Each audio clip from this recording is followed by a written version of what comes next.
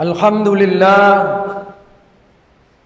nahmaduhu wa nasta'inuhu wa nastaghfiruhu wa natubu ilayhi wa na'udzu billahi min sururi anfusina wa min sayyiati a'malina may yahdihillahu fala mudilla lahu wa may yudlil fala hadiya lahu.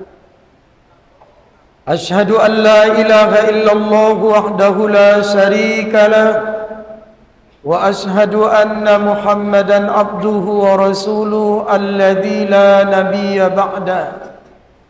Allahumma salli wa sallim wa barik ala sayyidina Muhammadin wa ala alihi wa ashabihi ajma'in. Amma ba'du fa ya ayyuhal hadirun ittaqullaha haqqa tuqatih wa la tamutunna illa wa antum muslimun. Qala ta'ala fi kitabihil karim a'udzu billahi minas syaitonir rajim bismillahirrahmanirrahim wal 'asri innal insana lafi khusr illa alladhina amanu wa 'amilus shalihat wa tawasaw bil haqqi wa tawasaw bis sabr. Shadaqallahul azim walhamdulillahi rabbil alamin.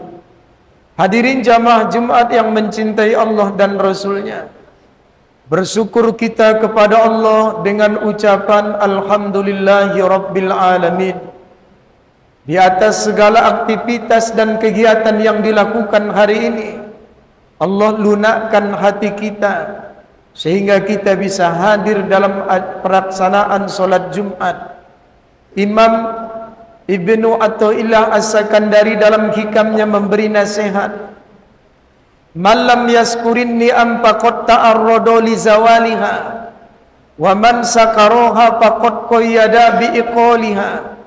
Hakikat mensyukuri nikmat, sesungguhnya mempertahankan nikmat itu untuk tak pergi darimu. Hakikat mengingkari nikmat, sesungguhnya membuka keran yang luas untuk kau kehilangan nikmat itu. Man lam ya'rifin ni'am bi ujdaniha arrafaha bi wujudi fuqdaniha. Siapa yang tidak merasakan ketika nikmat itu ada padanya, akan terlalu lama dia menangisi ketika nikmat telah tiada darinya. Syukuri yang tiada, jangan mensyukuri yang tiada. Bersolawat kita kepada Rasulullah sallallahu alaihi wasallam di hari Jumat yang berbahagia ini. Tidak ada amal dalam bentuk lisan yang terabdol kecuali banyak bersolawat memujinya. Sekurang-kurangnya Allahumma salli wa sallim wa barik ala sayyidina Muhammad. Jumat adalah sayyidul ayyam. Penghulunya para hari itu adalah Jumat. Maka banyak kemuliaan dan keistimewaan yang Allah berikan di hari Jumat ini. Dalam I'anatut Talibin Said Sato Ad-Dimyati Al-Misri, man mata yawma aw lailatal jum'ah, siapa yang mati di hari dan malam Jumat, falahu misla syahidin, dia masuk mati kategori syahid, syahid dunia. Wa waqa fitnatal qabri ila yaumil qiyamah, ajab musibah, aman musibah kuburnya sampai dunia kiamat. Di antara sekian banyak amalan-amalan yang layak untuk kita lakukan di hari Jumat ini adalah dengan memperbanyak doa. Maka timbul permasalahan, di manakah tempat yang paling afdol dalam berdoa? Allah menunggu kita, bukan kita yang menunggu Tuhan. Yang pertama, Allah itu menunggu kita di tengah keheningan malam. Yatanazzalu Rabbuna kullu lailatin ila sama'id dunya. Setiap malam Tuhan kita turun ke langit dunia. Dia mencari 3 orang di malam itu. Wa may yad'uni fa astajibala. Siapa yang berdoa, kabulkan doanya. Wa may yas'aluni fa u'tiyahu. Merengek-rengek dia minta sesuatu, kasih rengekannya. Wa may yastaghfiruni fa ughfiru lahu. Diingatnya dosa dan kesalahannya di masa lalu, ingin dia kembali kepadaku, tipeks noda hitamnya, maafkan dosa dan kesalahannya. Maka dalam konteks meminta ampun ada dua bahasa yang sering dibaca. Satu, Allahumma gfirli, ampuni dosaku ya Allah. Satu lagi, Allahumma innaka afuwun karim, tuhibbul afwa fa'fu anni, maafkan aku ya Allah. Apa bedanya mohon ampun dengan minta maaf? Orang yang mohon ampun, maka kalimatnya adalah istighfar, astaghfirullah. Masdar katanya adalah ghafara, bentuk fi'il madi maklum dengan timbangan pahala, artinya menutup. Maka seorang hamba yang berdoa dengan istilah ghafara, Allahumma gfirli, dan padanan katanya dia hanya minta kepada Allah agar menutup aibnya. Saya sekarang dilihat oleh seluruh hadirin jamaah Jumat, tapi kalau di depan saya dibuat tabir, maka saya tidak akan kelihatan. Maka pertanyaannya, orangnya memang tidak ada atau tidak kelihatan karena ditutup tabir? Maka orang yang mohon ampun dengan kalimat istighfar tadi, Allah baru menutup dosa dan kesalahannya, tapi belum menghapus. Banyak dosa dan kesalahan yang kita lakukan, maka sangat layak di tengah malam itu kita bangun, kita buat doa sebagaimana doa kita di waktu duduk di antara dua sujud. Rabbir firli warhamni wajburni warfa'ni warzuqni wahdini wa'afini wa'fu anni. 8 permohonan ini harus dibaca dengan zuk, bukan hanya sekedar retorika yang keluar dari bibirnya tanpa mengetahui makna yang dibacanya.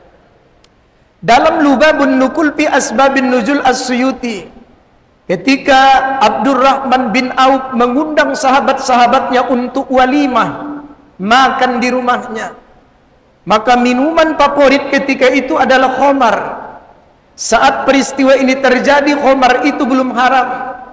Maka sahabat-sahabat yang memakan dan menikmati hidangan itu, ada yang sampai mabuk, di antaranya adalah Ali bin Abi Thalib. Ketika datang waktu salat, secara aklamasi terpilih menjadi imam. Maka saat dia menjadi imam, berputar ayat itu dibacanya. Padahal dalam kondisi sadar tidak mabuk, takkan mungkin ucapan itu keluar dari bibir seorang sahabat Nabi. Aku menyembah Tuhan yang kau sembah, kau pun sembahlah Tuhan yang ku sembah. Dari peristiwa itu turunlah ayat, ya ayyuhalladzina amanu, hai orang-orang yang beriman, la taqrabus shalah wa antum sukara, jangan solat bila dalam keadaan mabuk. Salah satu pakar tafsir kontemporer asal Madinah, almarhum As-Syaikh Profesor Dr. Ali As-Sabuni, dalam Sofwatut Tafsirnya, apa definisi mabuk? Setiap ucapan dan perbuatan yang di luar batas kesadarannya, bercakap tapi tak tahu arti, ini disebut dengan mabuk. Maka hari ini banyak orang yang mabuk di dalam sholat bukan karena kamput, banyak orang yang mabuk dalam sholat bukan karena minuman keras, tapi banyak orang yang mabuk dalam sholat karena ketidakpahaman apa yang disebutkannya. Wajar khusyuk itu tak datang dalam sholat. Muhyiddin Abi Zakaria Sorab An-Nawawi dalam Al-Majmu' Syarah Al-Muhazzabnya, khusyuk itu tidak wajib kecuali menurut pendapat ulama Imam Al-Ghazali dalam Ihya'nya. Di antara sekian banyak ulama yang berpendapat khusyuk itu wajib dalam pandangan Imam Al-Ghazali, tapi tidak mayoritas ulama Syafi'i. Khusyuk itu tidak wajib, tapi pahala yang diperoleh di dalam sholat tergantung tingkat kehusukan kita. Annalaki ajri ala qadrin, pahala yang kau peroleh di dalam salat, kata Nabi, sesuai dengan tingkat khusukmu di dalam ibadah itu. Dalam Ittihabus Sadatil Muttaqin Syarah Ihya Ulumuddin Al-Ghazali, seorang sahabat datang kepada Nabi, ya Rasulullah, apa yang kudapat dalam salatku? Kata Nabi, laisa lil abdi fi salatihi illa ma aqala minha. Tak ada yang diperoleh seorang hamba dalam salatnya kecuali apa yang dipikirkannya. Wajar, di dalam Tanbihul Ghafilin Abu Lais As-Samarqandi menukil satu riwayat, Nabi sudah memprediksi ya'ti 'alan nasi zamanun, akan datang di suatu zaman banyak orang salat hanya memperoleh pahala sulus, rubu, khumus, sumus, hanya dapat sepertiga, seperempat, seperlima, sepersepuluh, hatta la yuqbal minhu, sampai tak dapat apa-apa. Kenapa? Karena tingkat kekhusukannya hari ini lari. Banyak orang yang sholat bukan mabuk, bukan karena minuman, tapi mabuk karena ketidakpahamannya. Jadi ada 8 doa kita di dalam duduk yang kita harus tahu artinya. Rabbir firli, ampuni dosaku ya Allah. Warhamni, sayangi aku. Wajburni, tutup aibku. Warfa'ni, angkat derajatku ya Allah. Warzuqni, luaskan rezekiku ya Rahman. Wahdini, tunjuki aku jalan yang lurus ya Rahim. Wa'afini, sehatkan badanku. Wa'fu anni, tipeks, hapus dosa dan kesalahanku. Bagaimana mungkin kita akan paham kalau enggak tengok artinya?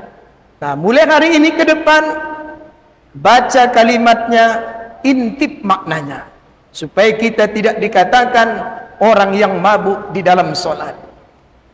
Di tengah malam Allah menanti enggak bangun kita. Allah masih menanti kita di waktu sahur. Dalam kitab Jami'us Shaghir Al-Imam As-Syekh Jalaluddin As-Suyuti, salah satu aswatin yuhibbullahu ta'ala, ada 3 suara yang paling dicintai Allah di dunia ini. Satu di antaranya sautul mustaghfirina bil ashar, suara orang yang merengek-rengek mohon ampun di waktu sahur.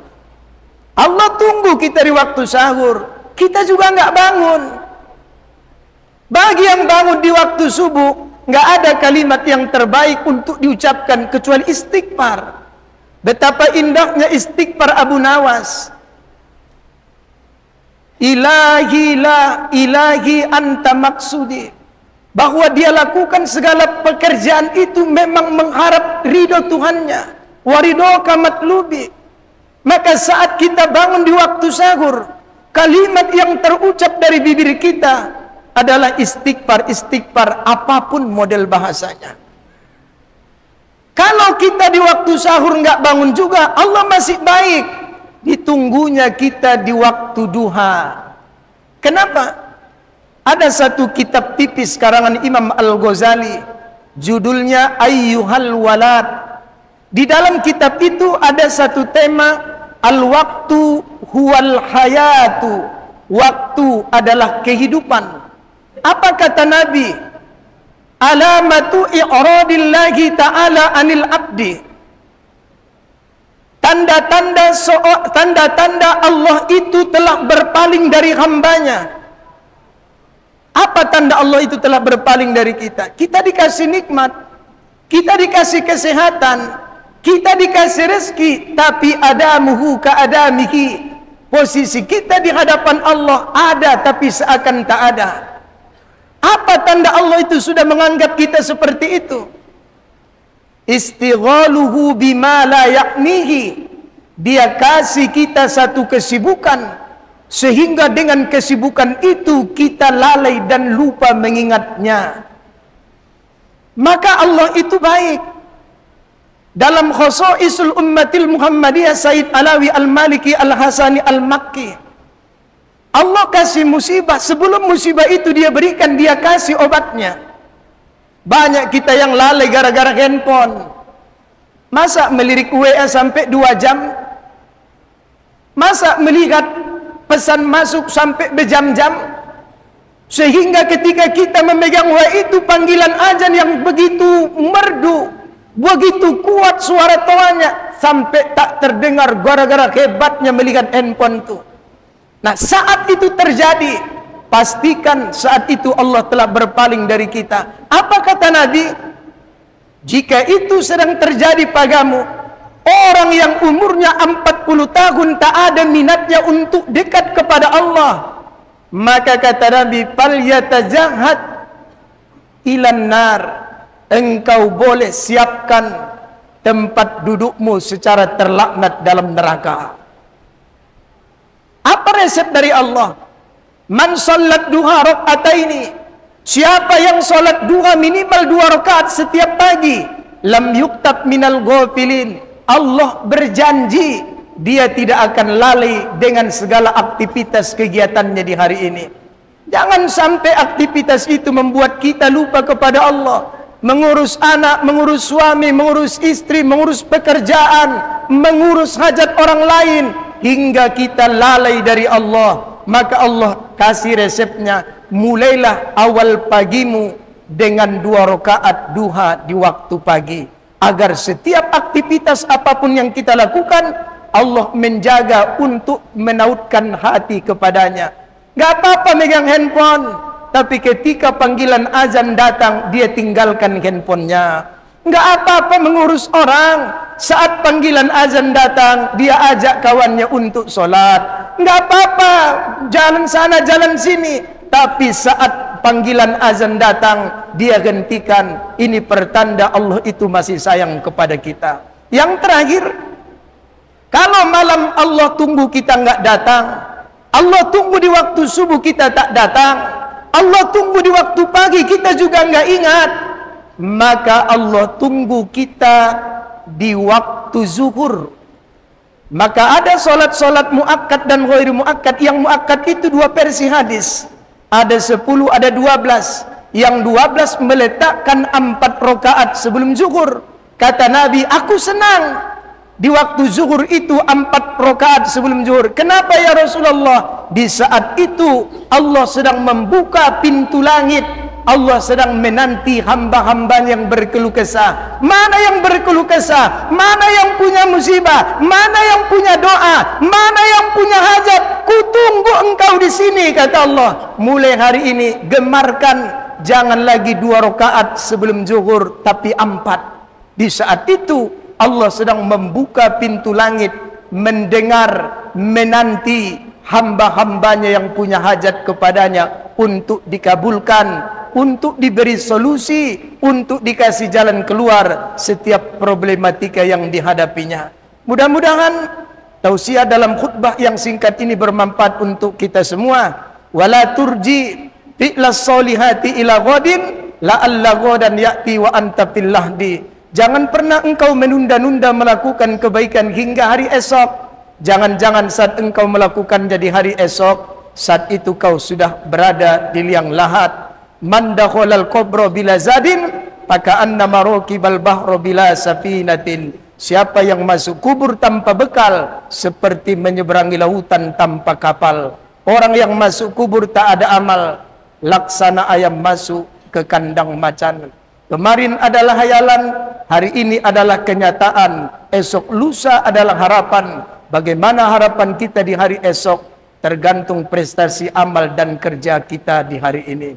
Barakallahu li wa lakum fil Qur'anil Karim wa nafa'ani wa iyyakum bima fihi minal ayati wa zikril hakim. Aqulu qawli hadza fastaghfiruhu innahu wal ghafurur rahim.